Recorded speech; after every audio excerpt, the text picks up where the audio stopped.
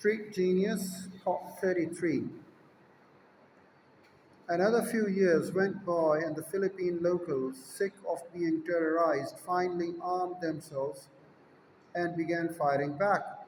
In 1959, one of Onoda's companions had surrendered and another had been killed. Then, a decade later, Onoda's lost companion, a man called Kazuka, was killed in a shootout with the local police. While he was burning rice fields, still waging war against the local populations, a full quarter, a full quarter century after the end of World War II. Onoda, having now spent more than half of his life in the jungles of Lubang, was all alone. In 1972, the news of Kazuka's death reached Japan and caused a stir. The Japanese people thought that the last of the soldiers from the war had come home years earlier. The Japanese media began to wonder if Kazuka had still been on Lubang until 1972. Then perhaps Onoda himself, the last known Japanese holdout from World War II, might still be alive as well. That year, both the Japanese and Philippine governments sent search parties to look for the enigmatic second lieutenant, now part myth and part hero and part ghost. They found nothing. As the months progressed, the story of Lieutenant Onoda morphed into something of an urban legend in Japan. The war hero who sounded too insane to actually exist. Many romanticized him, others criticized him. They thought he was stuff of the tale, invented by those who still wanted to believe in a Japan that had disappeared long ago.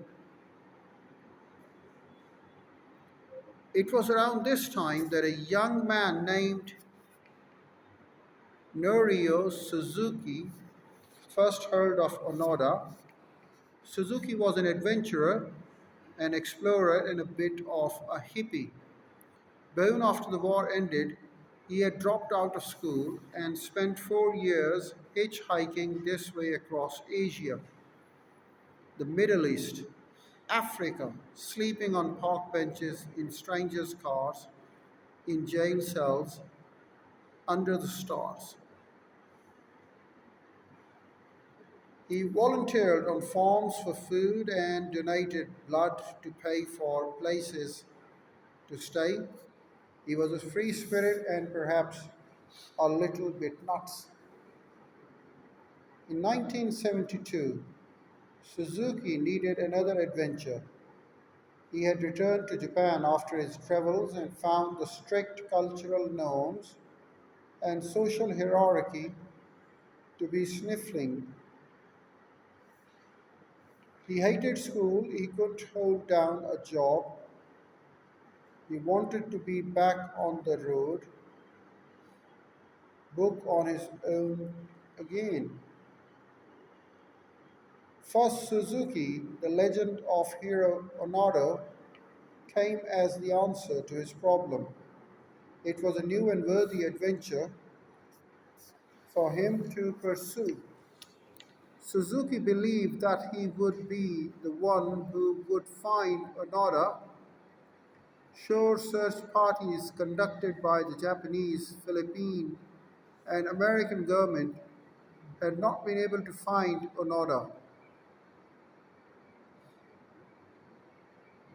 Local police forces had been scavenging the jungle for almost 30 years with no luck.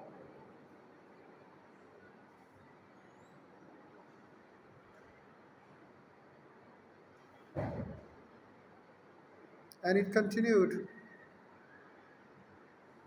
Thousands of leaflets had met with no response, but fuck it. This deadbeat college dropout hippie was going to be the one to find him. Unarmed and untrained for any sort of reconnaissance or tactical warfare, Suzuki traveled to Lubang and began wandering around the jungle all by himself. The strategy screamed Onoda's name really loudly and tell him that the emperor was worried about him.